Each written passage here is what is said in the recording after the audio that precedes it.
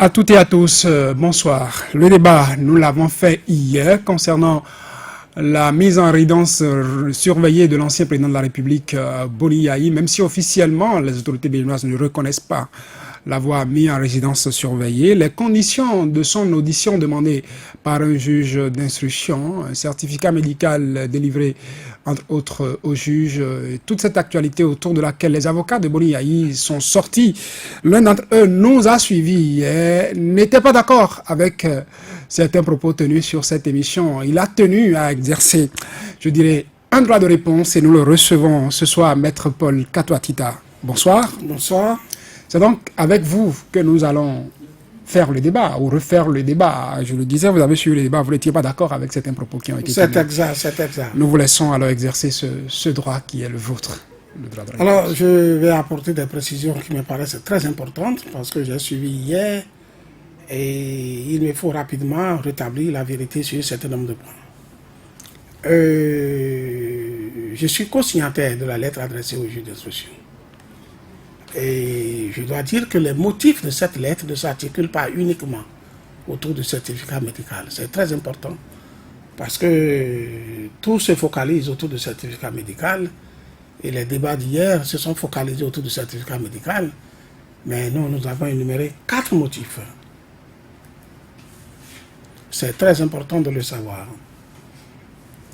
Si vous voulez rapidement, oui, on peut connaître ces motifs. Nous avons articulé que les conditions dans lesquelles se trouvait notre client, l'ancien chef de l'État, M. Boni Yayi, depuis près de 40 jours, constituaient à nos yeux d'une manière irréfutablement établie une torture morale, une séquestration, et que toute autre chose tendant à dire le contraire ne serait pas exact. Et que nous ne pouvions pas accepter dans ces conditions-là que quelqu'un de son âge, et après tout ce temps, dans tout ce temps d'isolement, de coupure avec l'extérieur, puisse être sorti brutalement pour dire qu'il va être entendu par un juge. Nous l'avons énuméré, c'est l'un des premiers éléments de la lettre. Quand on se fait entendre par un juge, il faut s'attendre à toute explication, toute exploitation que ce juge peut faire de vos dépositions. Et nous ne pouvons pas savoir l'exploitation que fera le juge de la déposition de M. Yayi Boni s'il l'entendait dans un état psychique et mental qui n'était pas approprié. C'était important pour nous de le souligner aux gens du juge.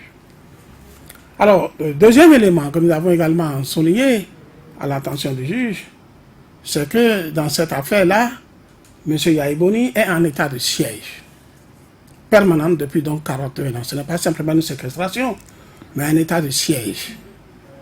Et garder quelqu'un en état de siège et demander à l'entendre au sein d'un bataillon d'armée, armé jusqu'aux dents, ça pose un problème. Est-ce qu'il est déjà coupable? Qu'est-ce qu'il est? Qu'est-ce qu'on veut faire de lui? Quel serait? À quel but on veut l'entendre? Est-ce que ça vaut encore la peine? C'était donc nos interrogations. Et dans la même lettre, nous avons fait remarquer que il y a quelque chose qui nous gêne un peu. Nous sommes en début de procédure. Et il n'avait aucune urgence en début de procédure à entendre M. Yayi Boni. Nous avons également évoqué dans cette correspondance que nous avions relevé appel de cette décision. Cette décision d'incompétence du tribunal des flagrants délits de Cotonou qui a été rendue. Nous n'adhérons pas à ça. Nous avons relevé appel. Nous avons 15 jours pour relever appel. Nous avions relevé appel dans les délais de 15 jours. Et nous voudrions que le juge en tienne compte. Et finalement, tout ceci, nous avons fini donc par lui faire savoir finalement que l'état de santé maintenant de M. Yayi Boni n'était pas accessible à tout ce que, à une audition indisposée. Nous avons promis la preuve. Et là, je vais revenir dessus et être très précis. Le certificat médical de M. Yayi Boni n'est pas un certificat médical délivré à l'attention du juge. Ça, il faut être très précis dessus. Parce que cette confusion qu'on dit qu'on va penser qu'il a pris un certificat médical pour le juge, ah non. Le certificat médical de M. Yayi Boni est un certificat médical de contenu d'ordre général donc il peut faire valoir à l'endroit de toute personne possible. Et ce certificat médical était délivré depuis quand déjà? Le 15 mai, pour être plus précis, 15 mai. Donc à un moment même où Yayi Boni ignorait qu'il aurait une convocation de juge à son endroit À un moment même qu'on ignorait qu'un juge d'instruction serait saisi d'une telle procédure. À un moment même que l'existence d'une procédure judiciaire n'était pas encore avérée. Et je répète, ce n'est pas mis à l'attention d'un juge. C'est un certificat médical qui le met au repos chez lui. Au repos chez lui. Avec consigne de l'attitude qu'il doit tenir chez lui. Et non adressé à quelqu'un, à quelqu'un, à quelqu'un, à quelqu'un. Donc, une manière, si on ne comprend pas ça comme ça, et que l'on a tendance à dire, un juge l'a convoqué, il a pris ce certificat médical, je dis non. Et c'est là où je trouve qu'il a dit, je vais aujourd'hui revenir dans vos studios pour rétablir la vérité. Et je crois que ce que je viens de dire, j'ai contribué à rétablir la vérité. Donc, si je comprends bien, Maître Paul Katoa, tu as fini de relever les inexactitudes, si je préfère dire ainsi, que contiendraient nos interventions d'hier. Alphonse Moïse Soulé, vous n'étiez pas sur le plateau. Virgile Laroncel, lui, il était sur le plateau. Je vais le laisser, en tout cas par téléphone. Il intervenait dans le débat. Je vais le laisser réagir. Si entre-temps il avait des points à aborder. Oui, l'avocat se trouve encore une fois dans son rôle. Donc, moi, ça ne m'étonne pas. Mais je ne sache pas qu'on ait dit que le certificat médical a été délivré, n'est-ce pas, pour le juge. On a plutôt dit que le certificat médical a été adjoint à la lettre des avocats, n'est-ce pas. Et il est vrai, une chose est claire, le certificat médical, disons, l'opinion en a eu connaissance, comme normalement on va dire, hein, parce que il a 10 000 personnes qui ont des dossiers médicaux et dont on n'en sait absolument rien.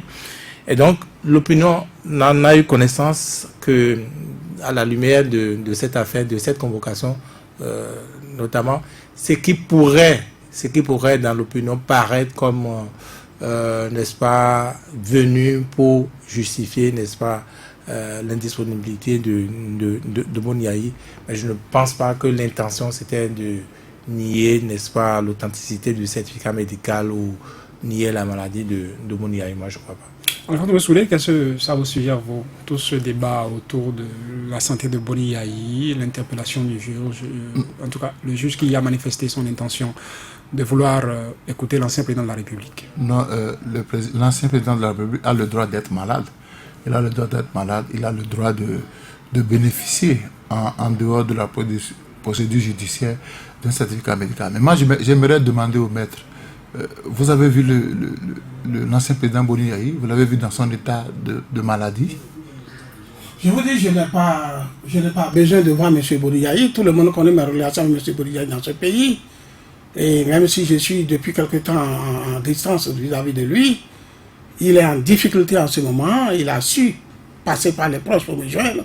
Et j'avais un devoir d'aller à son secours professionnellement. C'est ce que je fais.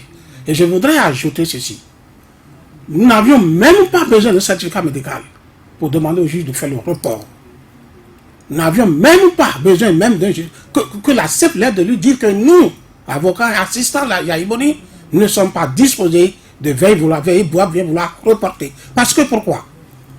Il serait très grave qu'un juge aille entendre quelqu'un sur qui on monte, c'est-à-dire on laisse des présumées charges, même si c'est à titre de témoin, en l'absence de ses défenseurs. Parce que ce qu'il veut entendre de lui, nous ne savons pas quelle exploitation il veut en faire. Vous parlez en l'absence de ses défenseurs. Le juge aurait-il souhaité écouter Boni-Yayi? Il lui est même interdit. Il lui est même interdit.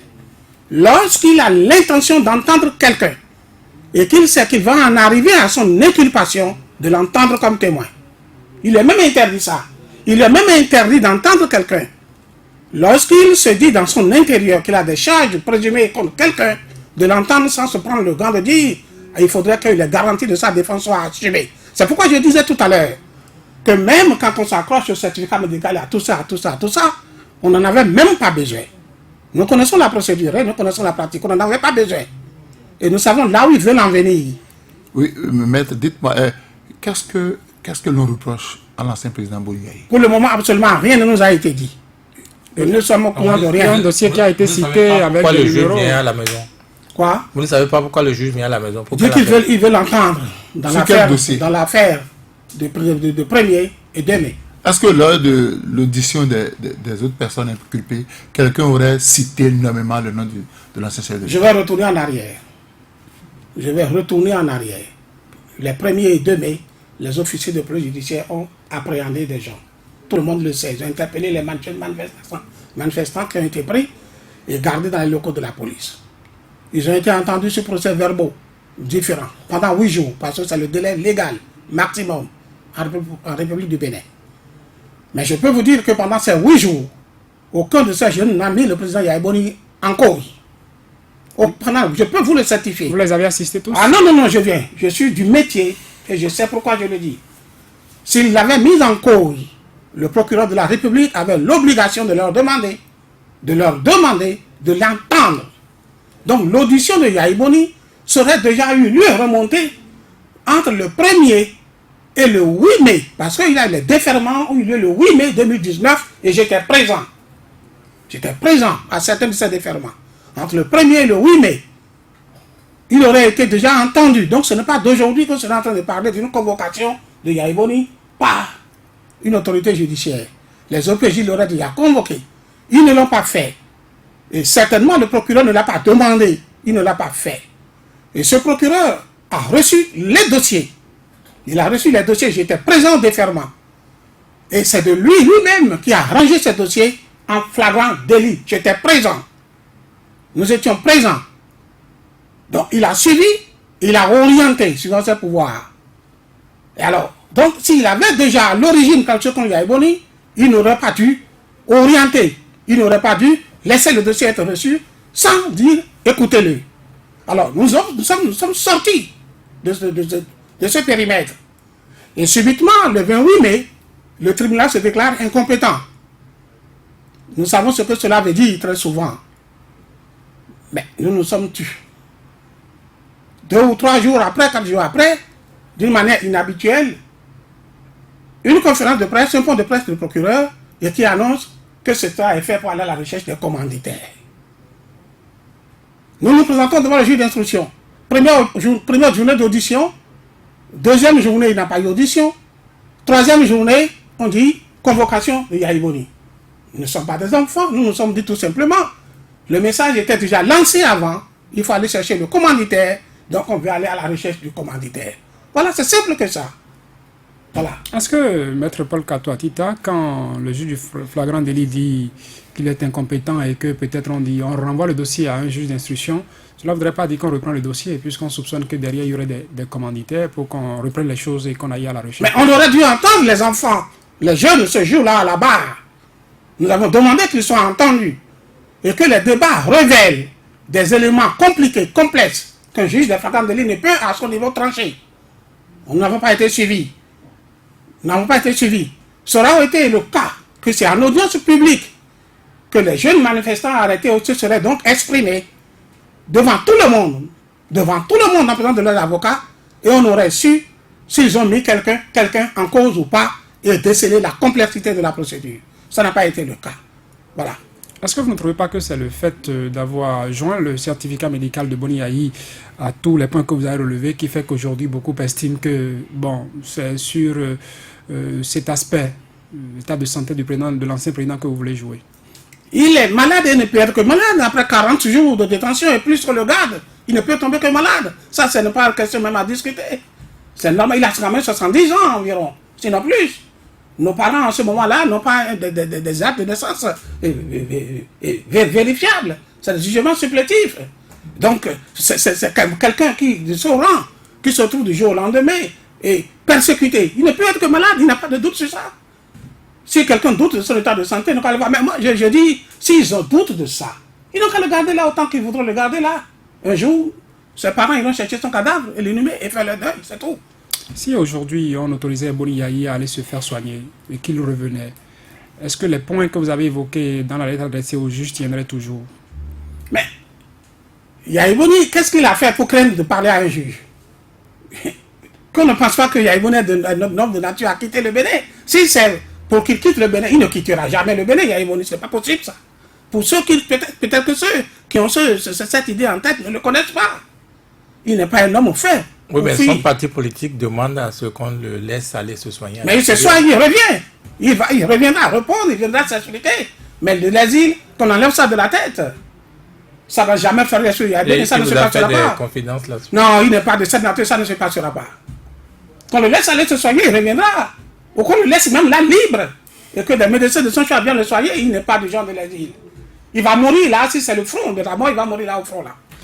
Autre point soulevé, Virgile avançait dans la lettre adressée au juge, disait Maître Paul Katoatita, il y a les conditions dans lesquelles Boni Yayi vit chez lui depuis une quarantaine de jours, la résidence surveillée, pour ainsi dire. Pensez-vous que ce soit des points que le juge forcément voudra satisfaire avant de passer à cette audition qu'il souhaite? Vous savez, comme je disais hier, cette affaire dépasse désormais les limites du Bénin. Nous avons choisi depuis 2012 d'écrire ce film infini où, comme disent les jeunes, le chef bandit court après l'acteur principal, après c'est l'acteur principal qui court après le chef bandit, etc., etc.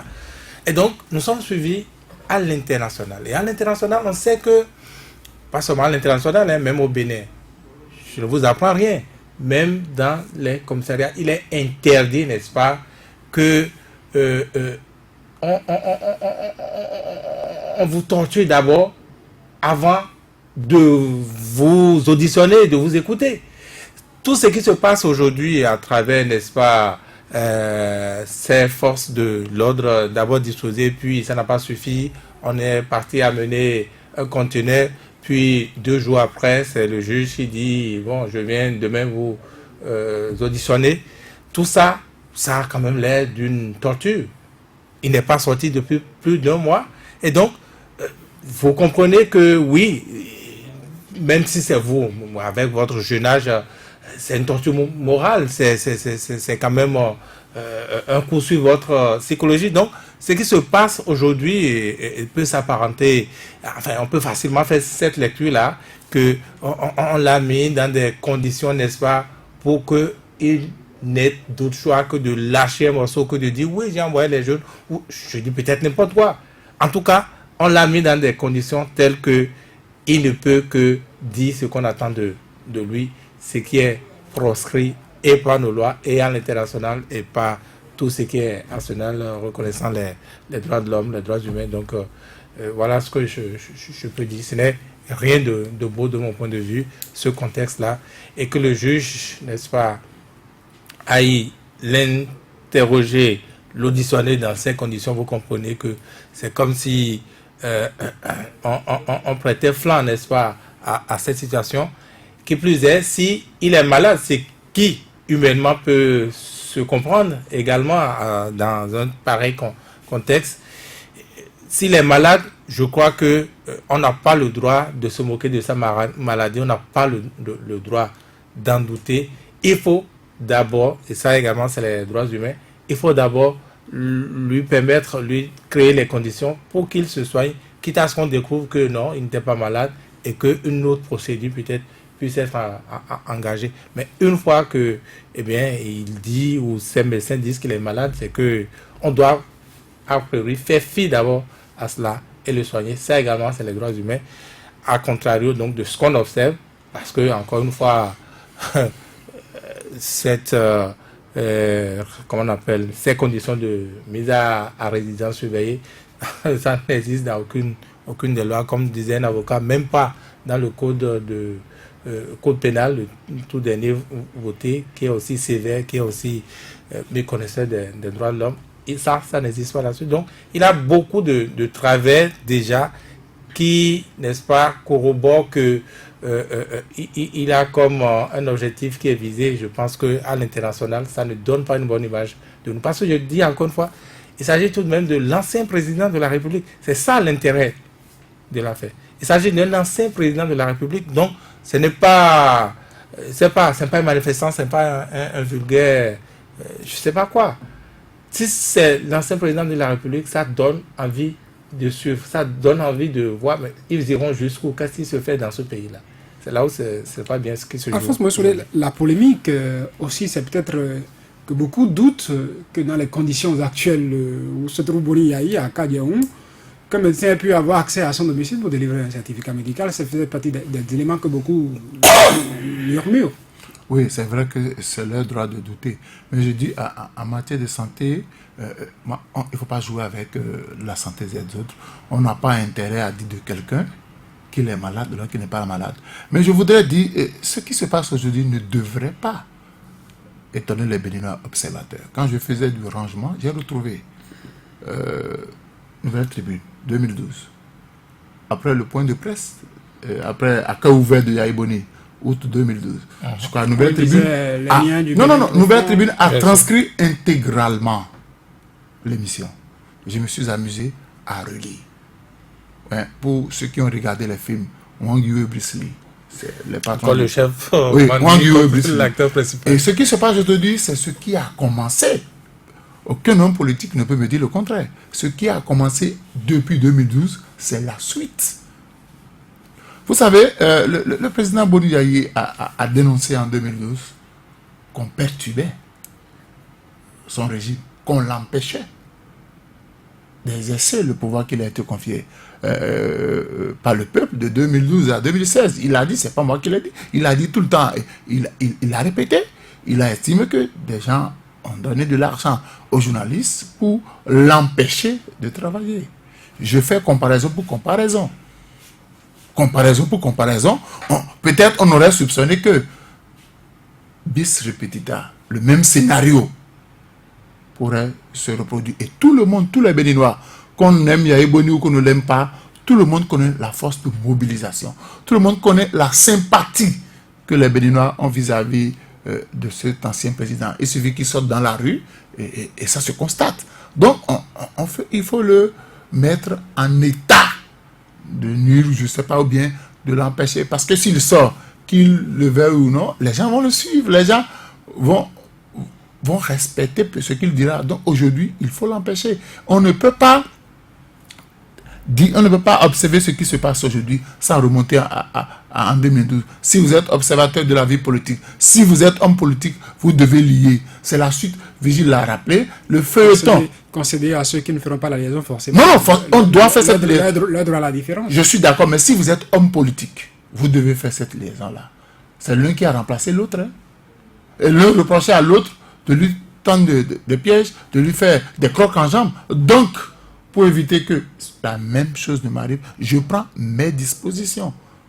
Sinon, comme un ancien président, quand même, il y a des façons de traiter un ancien président. Il y a des façons de traiter un ancien président. On pourrait dire que tout allait bien jusqu'au soir du 28 avril et jusqu'au lendemain, 1er et 2 mai. S'il n'y avait pas eu 1er et 2 mai, peut-être que... C'était avant. Il y a eu quelques incidents où on cherche toujours à qui... Tout n'allait pas bien, si tout allait bien, l'opposition irait aux élections. C'est ça. On cherche à qui accrocher la faute des cas de violence qui se sont passés un peu partout dans le Nord. On cherche un commanditaire. Donc, il faut trouver forcément un coupable. Et quand ça se passe comme ça, ce n'est pas... Boni Yayi, ce n'est pas un citoyen lambda comme vous et moi. C'est quand même un ancien chef d'État. Et c'est ça qui intéresse la communauté internationale. Comment traite-t-on les anciens présidents en République du Bénin? Et on ne peut pas, parce qu'au-delà de ce que nous disons ici, mais cela, sur le plan international, cela érode un peu l'image du pays. On dit, voilà un pays dans lequel on a en résidence surveillé un chef d'État.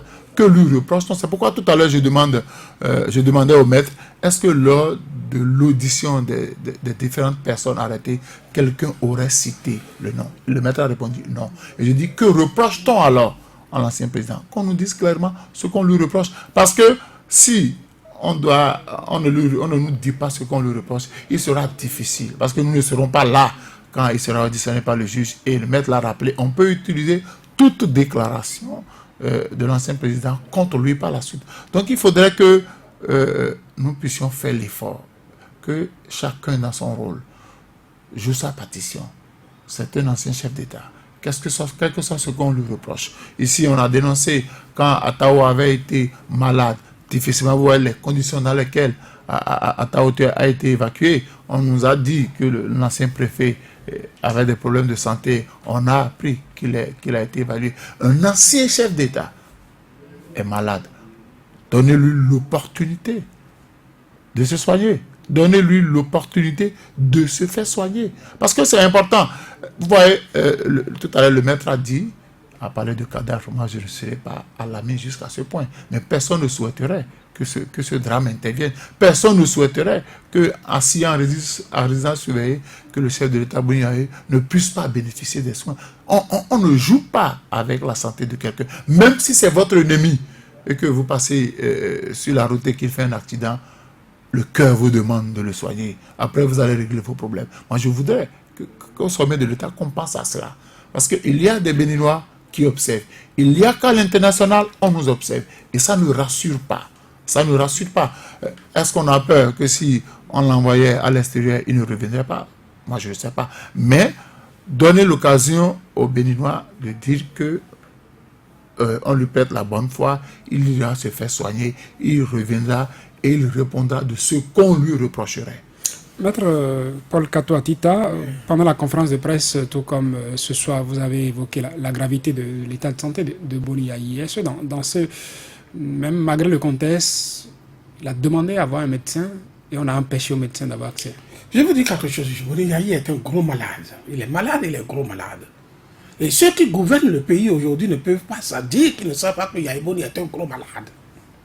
Je reviens en arrière. En 2012-2013, la ténébreuse affaire d'empoisonnement. Dans cette affaire-là, tout le bilan de santé de Yayi Boni a été mis sur la place publique.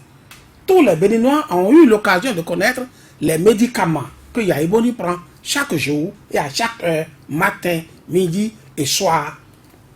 Et pour différentes sortes de maladies. Et des médicaments dont il ne peut pas se séparer pour un certain nombre de jours. Sinon, ce serait le désastre. L'affaire empoisonnement a permis aux Béninois de le savoir. Si quelqu'un fait fi de ne pas savoir ce que c'est que le bilan de l'état de Yayi Boni, donc il n'est pas au Bénin en 2012-2013, c'est qu'il ne connaît pas l'affaire empoisonnement. En 2012, on peut estimer qu'on ne pourrait pas être aussi sérieux, en tout cas, on ne pourrait pas... 2013-2014, quand cette affaire a surgi... Parce qu'en 2011, il venait au pouvoir. Tu n'as pas lu? Si vous me permettez, Saturnin, ce n'est pas vrai ce que vous dites. Parce que cette affaire-là a révélé au moins qu'il prenait des médicaments. Des médicaments. Mais on a dit que c'est des contrefaçons qu'on est allé faire. Donc, voilà. On est allé tricher l'authentique. Ça veut dire qu'au moins, on est clair qu'il prenait tous ces médicaments-là.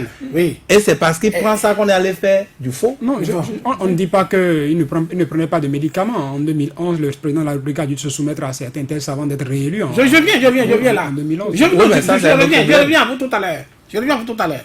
Et il y a même un livre qui a été écrit par le magistrat, le juge qui a instruit ce dossier. Je ne suis pas un héros.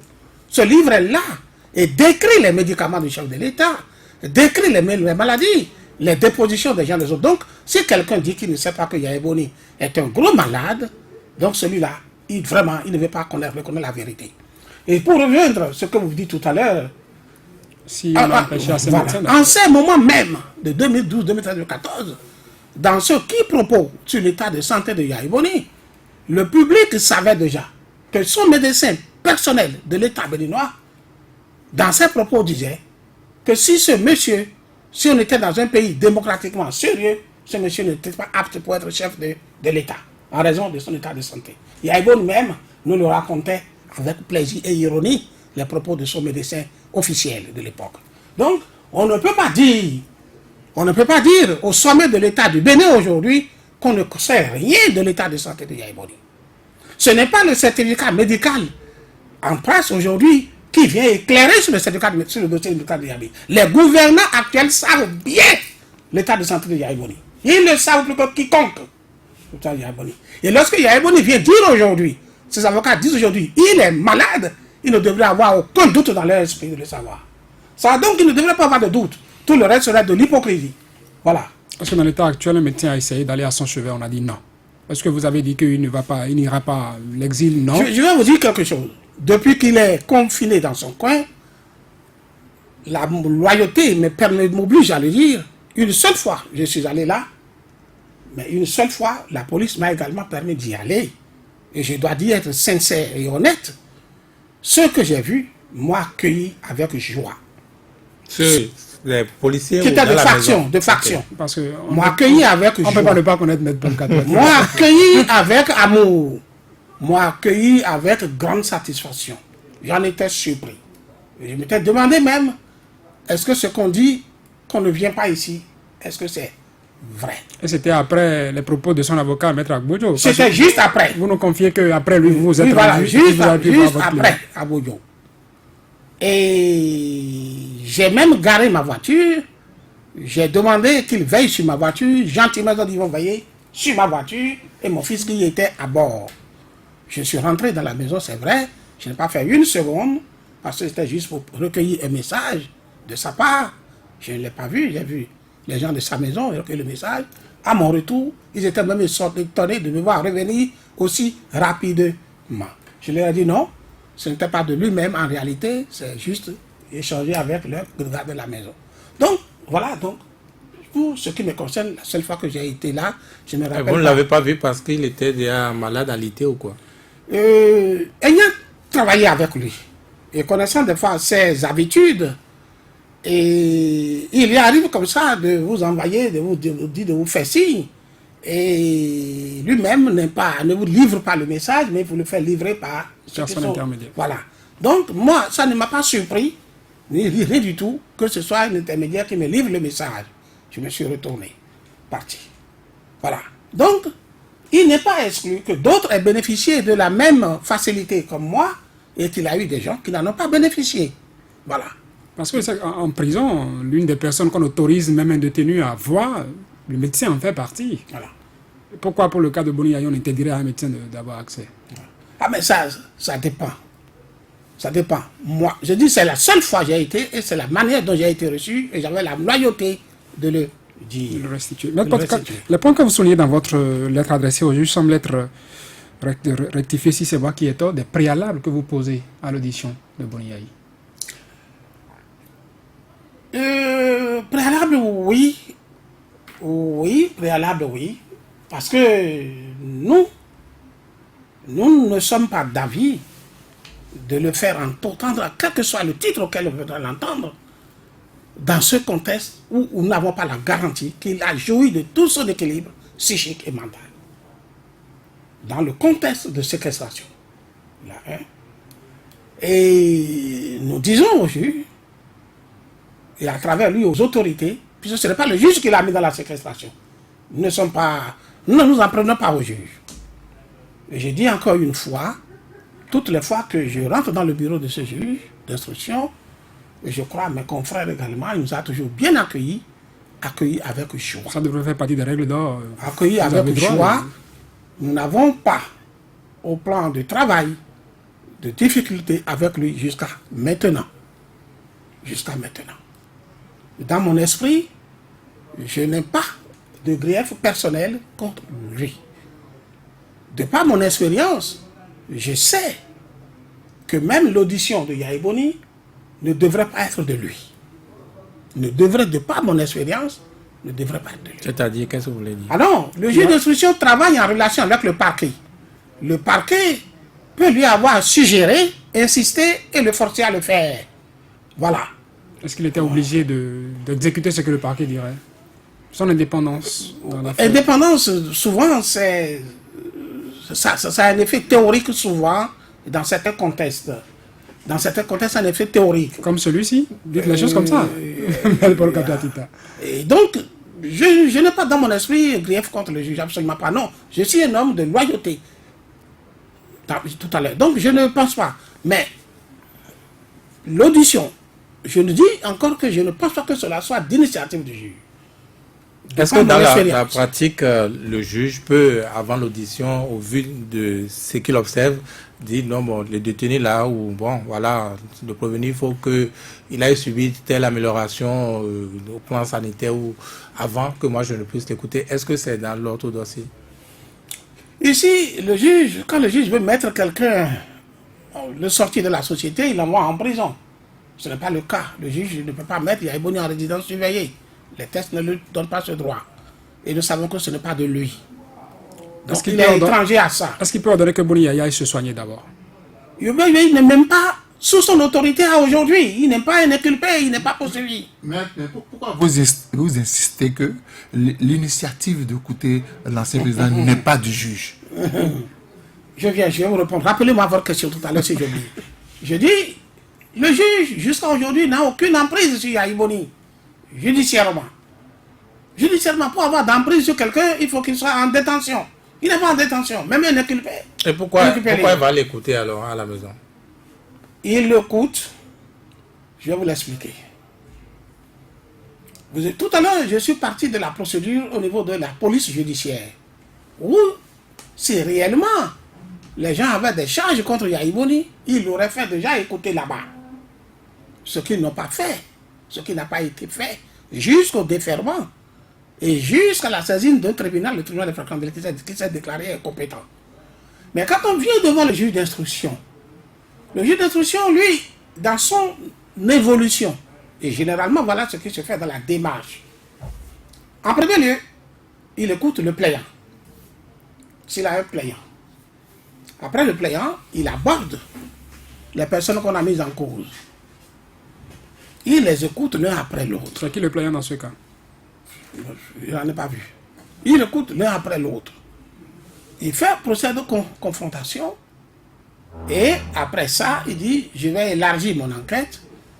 Si dans les faits que j'ai recueillis, il y a quelqu'un qui peut m'être utile pour la vérité, donc ceux-là, c'est les témoins.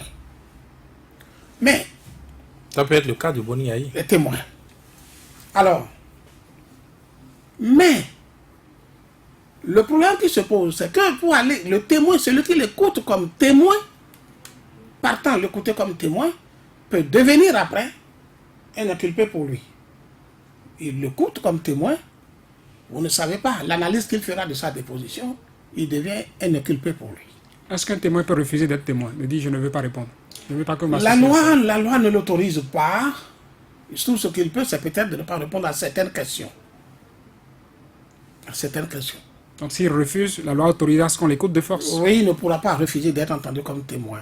Ce n'est pas bien, ce n'est pas séant. Alors, et je continue. Dans sa démarche, donc, écouter les témoins, écouter les mises en cause, procéder de confrontation, mais l'audition de quelqu'un peut se présenter comme indispensable lorsque une autre personne qui est mise en cause, inculpée, le rappelle et le met en cause immédiatement. Nous rencontrons ces cas-là. Quelqu'un, il s'est mis en cause, il se vient et dit, ah oui, je l'ai fait, mais je l'ai fait en accord avec B. Voilà, aussitôt là, dans la tête du juge, il n'a pas de doute, il fait venir B. Et par précaution, il lui pose quelques questions peut-être liminaires, parce qu'il lui est interdit d'aller en profondeur avec lui, sachant déjà que quelqu'un a dit, c'est avec lui j'ai fait. Donc, il ne va pas en profondeur, il peut immédiatement même l'inculper directement. Alors, ici, je dis, Yahya Boni, à la police, rien. Au déferment, rien.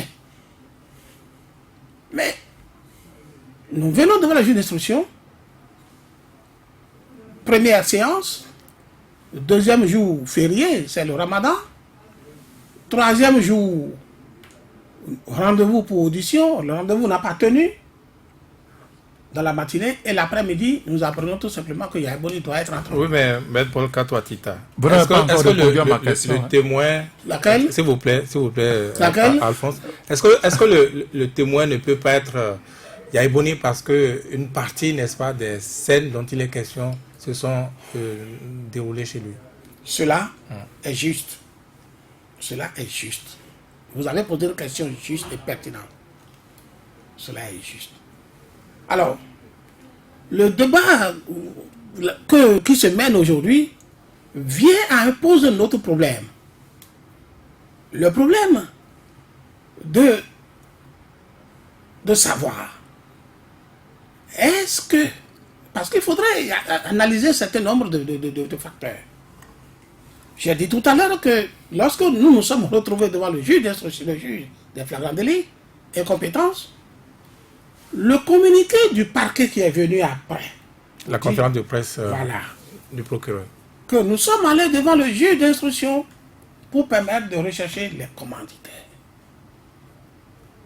Vous savez, nous sommes des juristes et nous devons faire attention. Donc vous pensez que ce n'est pas des témoins qu'on vient chercher, on vient chercher des commanditaires. Ah oui, depuis ce temps-là, si vous êtes avocat, vous avez dans votre tête que le parquet recherche des commanditaires. Mais le juge d'instruction n'est pas lié par le parquet, non? Théoriquement, oui, il n'est pas lié. Le code, tout ça, théoriquement parle de son indépendance, c'est vrai, mais c'est un magistrat qui travaille quotidiennement. Qui a une carrière. Parce que, non, pas de carrière, qui travaille quotidiennement avec le parquet. Et le parquet, on a beau parler de l'indépendance du juge d'instruction, c'est un organe très influençant. Et je ne garderai aucun secret pour dire le parquet. L'appendicite du gouvernement au sein de la justice, lorsque vous êtes juge d'instruction dans certaines procédures comme celle-ci, et qu'un procureur vient vous suggérer de faire ci, de faire ça, vous n'êtes pas aussi un enfant pour dire non, c'est ce que le supérieur, la chancellerie, lui a dit de me dire. C'est un message qui n'a transité que par lui, parce que lui, l'autre ne peut pas venir me le dire. Alors, donc, ça pose des problèmes. Et quand on prend le contexte actuel, dites-nous entre nous, quelle garantie Yahya Boni peut avoir au niveau des gouvernants actuels pour que le parquet ait un regard d'équité, d'impartialité à son égard? Vous n'avez donc pas confiance en ce parquet. Est-ce Ça pose un problème. que vous posez ces préalables? Ah oui, ça pose un problème. Quelles sont les relations humaines qui aujourd'hui existent, la nature de ces relations entre Yahya Boni et les gouvernants actuels, pour que ceux-ci veillent à avoir une démarche d'impartialité, d'équité, de bienveillance, attendez, vis-à-vis de lui, au point de donner des instructions d'équité en ce qui le concerne. Vous avez rappelé 2012, les médicaments de 2012 à l'époque. Est-ce que vous pensez que c'est 2012 qui se verse encore dans ce fleuve de 2019? Alors, dans cette affaire, si Yahya Boni doit être auditionné, entendu, quelle que soit la qualité, sa seule garantie dépendra de la carrure du juge d'instruction, de son pouvoir à manifester son indépendance vis-à-vis du parquet. Je ne vous avais pas. Et toute la problématique se situe là dans notre pays aujourd'hui. Je vous prends au mot. Est-ce à dire que derrière ces préalables que vous alignez se cache votre confiance que vous n'avez pas en cette justice? Et comme quoi c'est pour dire ne souhaitons pas que notre client aille là-bas. Ah non. Il ne faut pas aller trop en profondeur comme ça. J'ai ciblé les choses en organes. Au niveau de la justice, nous avons des compartiments. Vous dites que vous n'avez pas confiance. Non, c'est pas ça. C'est pas ça. Nous avons des compartiments. Le compartiment du juge judiciaire, il est différent. Mais le compartiment du parquet, je le dis, mais tout le monde connaît les relations d'animosité entre Yahya Boni et les gouvernants. Le parquet n'est que l'instrument des gouvernants. Et c'est dans le code. Donc vous soupçonnez un commanditaire? C'est dans le code. Ce n'est pas une invention. Vous lisez le code de procédure pénale, vous verrez que le garde des Sceaux est le chef direct du procureur général et du chef du procureur public. Mais vous avez commencé à célébrer les bonnes relations entre les avocats, et ce sont eux qui donnent. Et ce sont eux qui interfèrent dans la procédure de juge d'instruction. Ils sont, comme on le dit, les mandataires, les mandants du juge d'instruction. C'est ça. Est-ce que vous demandez indirectement qu'on change soit de juge d'instruction? Ah non. Ou bien qu'on change de juridiction? Quel que soit le juge d'instruction, vous n'aurez pas confiance. Quel que soit le juge d'instruction, quelle que soit la juridiction, le problème part de l'organigramme judiciaire. J'ai dit, le parquet est là, il est tout puissant, il est un organe aux mains des gouvernants, au nom de garde des Sceaux, dépendant du chef de l'État, c'est connu, c'est ça. Faut-il avoir changé l'organigramme avant que Boni soit? C'est dans tous les pays francophones. Faut-il avoir changé l'organigramme? Non, c'est dans tous les pays francophones, c'est ça. C'est un système français. Oui, mais à quelles conditions alors Boni sera auditionné? Je l'ai dit tout à l'heure ici, si Yahya Boni doit bénéficier d'une justice juste, ça dépend de la carrure du juge. Donc, est-ce que Aubert Kojo aujourd'hui a cette carrure, puisque vous connaissez désormais le juge? Je ne vais pas apprécier sa personnalité. Vous aviez commencé à dire que... Il nous reçoit très bien. Oui. Pas de bonne relation. Nous, quand on va dans ce bureau, nous sommes bien reçus. Mais pas de problème. Vous avez 32 ans, si je me trompe, déjà dans ce métier, vous avez vu des juges. Est-ce que vous avez vu... Je ne peux pas répondre à cette question Parce que je dis, je n'ai pas de problème particulier avec lui. Donc ça peut Et aller. je ne connaissais même pas de nom. Mais vous avez dit que dans ce cas, Non, vous remettez en cause l'indépendance du juge. Donc, autrement Pas du dit, juge. Je parle du parquet. Non. Ne confondez pas les organes. Mais dans votre lettre, vous n'avez pas récusé le parquet. Vous avez dit il y a des conditions. Cela veut dire que- J'ai fini avec les lettres. Je réponds à vos questions à table. Je suis d'accord. Cela veut dire que si aujourd'hui on levait le siège, l'état de siège devant Boni Yayi, si Boni Yayi était soigné, il était bien portant et tout, et qu'il revenait au pays, ces craintes-là vont demeurer. J'ai répondu à une question dont je ne me rappelle plus qui m'a amené à faire la scission entre les organes qui interviennent au niveau de la justice. On sait, vous... Est-ce que vous n'avez pas l'impression que nous ne sommes pas encore... Les organes qui interviennent. Je comprends bien, parce que c'est le contexte qui fait que, bien, Il y a non seulement des appréhensions. Oui, non seulement les avocats, mais personne ne pense que... Mais on en vient même à douter, à raison sans doute, de l'indépendance du juge. C'est le contexte Parce que le Pas parquet... de juge, pas de juge. Du parquet. Non, je ne parle plus de... Moi, je ne parle pas en votre nom. Là c'est lui qui parle. C'est le journaliste Moi qui parle. qui parle. On en vient à douter parce que, voyez, on envoie un certificat médical, ça ne suffit pas. On a envoyé une lettre, ça n'a pas suffi. Mais le juge a tenu quand même à aller l'écouter, à aller l'entendre. mais Vigile, le maître aussi a mis en exergue la difficile relation qui existe entre son client, Toutes choses qui pourraient nous laisser croire que mais que quelque part, les préalables posés ne sont pas les seuls préalables. et que quelque part, il y a un commanditaire. Ne sont pas les seuls préalables. Il faut être sincère. Moi, je ne peux pas, je ne comprends pas. Et Je ne moi, comprends pas l'hypocrisie. Mais dites-le clairement. Les relations, je dis une chose. Je suis un avocat et plus un avocat pénaliste. Donc, je connais bien l'organigramme des tribunaux pénaux. On est déjà à la fin. Non, on va pas de Le parquet, juriste dans ce pays. le parquet est un organe très influent dans la procédure pénale et ce parquet relève du gouvernement béninois comme c'est le cas dans tout système français. Donc le parquet Et est sous l'influence Mais c'est du gouvernement. la loi qui le dit. Ce n'est même pas à douter de Donc ça. cela peut déboucher sur autre La chose. loi qui le dit, et j'ai dit, plaît. c'est la loi qui le dit, et j'ai dit à partir de ce moment-là, ce serait illusoire de penser que merci. les gouvernants actuels J'allais nous remercier. puissent faire preuve d'impartialité ou d'équité vis-à-vis de Yahi Boni Merci. par le biais du parquet. On C'est vous- ça la même on chose. vous aura compris.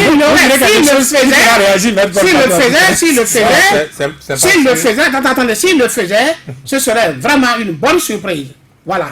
D'accord. Et les surprises aussi appartiennent à la vie. Merci Alphonse Moïse Soudé. Merci Virgile Avancet. Je sais que vous avez dit quelque chose, Maître Paul Katoazita voudra réagir. Nous sommes déjà à la fin de cette émission. Merci. Non, je ne vais pas lui permettre de dire ça. Si pas, vous avez réagi, moi je suis déjà à la fin de l'émission. Merci pour ce droit de réponse que vous êtes venu exercer. Et, bon, malgré le droit de réponse, le journaliste reste libre de ses commentaires. Ah oui. En quelque sorte, l'atteste aussi. On n'a pas les mêmes relations avec les juges non plus. Lui, il est ses partenaires de tous les jours. Et nous on creuse la vérité. Voilà. Merci. Moi, je n'ai aucun Encore une fois à problème avec le juge chacun. pour le moment. Merci à tous. Merci Gisela Gbamba qui a assuré la mise en œuvre de ce débat. Mesdames, Messieurs, merci de nous avoir suivis. Continuez le débat chez vous.